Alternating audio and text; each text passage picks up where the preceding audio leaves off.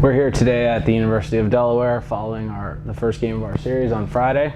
I'm with Brian deBrauwere and Chris Marshall, and today we're going to talk a little bit about game focus, getting focused for a game, staying focused in a game in a couple different perspectives. I think we have kind of a unique trio of guys here that each come at it from a different perspective with some other things they have going on, and each has to learn to focus and stay focused during the course of the game. I think Brian comes at it from the perspective of his minor league experience and what it's like, traveling on the road all the time. And then, you might be on the road for however long, and then you have to focus for those, 3-4 hours. Yeah, and one of the tough things about baseball umpiring is that there's so much of the game that kind of takes care of itself. And so it's easy to get lost in thinking about the drive that you have coming up, or the drive that you just finished, or your hotel reservations that are screwed up or whatever, and then those are the moments that something crazy happens and you're not ready for it. And so that separates really good umpires from just average umpires, is being able to stay locked in through all of the boring, easy stuff that happens 99% of a baseball game. Yeah. So Yeah, and Chris, I think you come at it from, where do you live? Like 2 hours past nowhere? And you've got to figure out how to get in the car. And then a lot of times for you, you're probably driving on a Friday and going right back there behind the plate as kind of a guy who's always a crew chief. Yeah, it's difficult because a lot of times I'm kind of in the middle between flying or driving, and it makes more sense to drive. So most of my trips are 5.5 to 7 hour drives. So I'm getting up at 5 in the morning, making sure that everything's packed the night before and ready to bounce right on the road. And a lot of times showing up here right an hour before, hour 15, trying to get something to eat, and then right in the locker room. And to jump out of the car after driving that long and then getting in game mode, it takes a little bit of work to do, but that's what we have to do.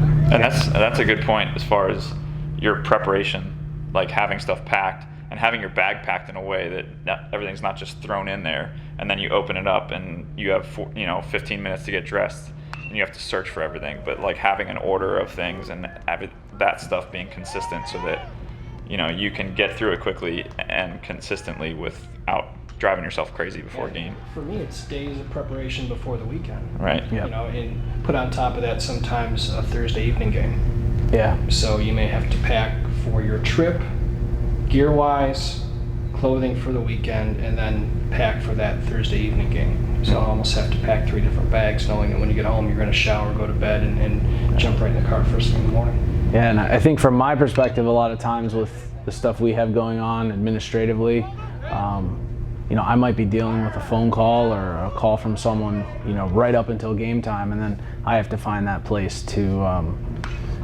focus myself and remember that now I have to go out on the field for 3 hours and umpire here. And I think that a lot of you guys will relate to that. You have kind of regular jobs out there where, you may have a boss calling up until, 2:45 when you have a 3 o'clock start, and, then you've got to put that aside and kind of get ready to go.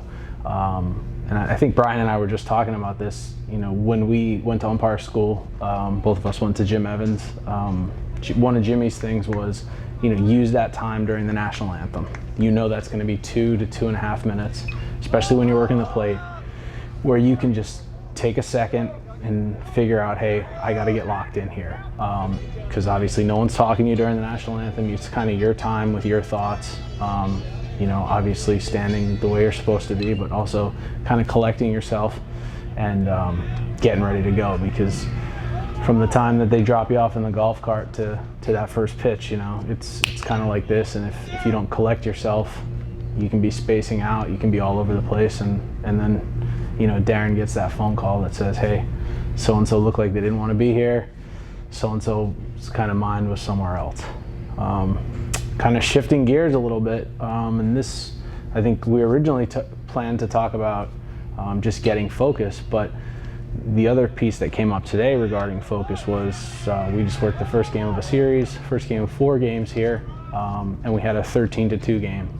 That was probably 13-1 by the 4th or 5th inning, something, to that score. And I think one of the things, I was working the plate, and every pitch I'm kind of saying to myself, I got to stay where I am, stay where I am. I think there's been a lot of focus in the Northeast at some point on people trying to make games like that go quicker, call more strikes, grab outs, things like that. And that doesn't do us any good. That doesn't do the teams any good. We have to come back now for 3 more games. If I'm just making up strikes or we're making up outs in game 1, they're going to remember that. Yeah, absolutely.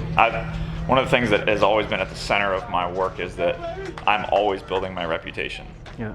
In professional baseball, now in NCAA baseball, your reputation is all you have as an umpire. And if people don't trust you, if you're not credible, then it's really hard to go out there and wade through the tough times, because they're not going to believe the things you say. So you build that reputation in situations like today, where you're still sticking to a strike zone, getting things right, calling the game the way it's supposed to be called. Yeah. Because every at-bat's big for somebody, Yeah, and I think, Marsh, you and I worked a game together last year, and then you obviously had the game that we all talk about at Hofstra kind of the week after, where we had probably 2 games, right? 9 or 10 run leagues disappear. The team that came back on Hofstra, I think, scored 14 runs in the bottom of the 9th. Yeah. Hofstra scored to tie. And, we had a 6.5-hour drive home and hoping to get over the GW without traffic. So I won't lie to you, when a team was up by 13, 14 runs, I thought, all right, well, we might be able to get out of here at a decent time to see my family. And then all of a sudden, error, run, hit, home run, we have a ball game. And after 2, 3 runs, 4 runs, we're put on the scoreboard. And we're like, well, we still have work to do. Yeah. And that was one thing the crew did a very good job of, and people commented on us, the fact that we stuck with it.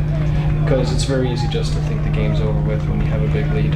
Yeah. That was proof right there that no game is ever over, especially in NCAA baseball. Yeah, I mean, from the perspective of what I hear from John and Darren, that game right there, I don't even actually know who won. I have no idea. But all we heard about for probably 6-7 days was how you guys were locked in for that whole inning, and there was never any doubt or any question of that you guys were just going to work hard until the end and kind of let it play out. You guys weren't going to manufacture anything, and I think we as an organization, got a lot of accolades for that. So I think if we can always do that and try to keep our focus, like Brian says, that we build a reputation not only individually but now as a group, as a staff of umpires in whatever conference we're working. And we want a reputation as upholders of the rules and fair and using common sense and working hard until the end, and we'll go do that for the next 3 games, and then we'll move on. Anything else, guys? No. Cut.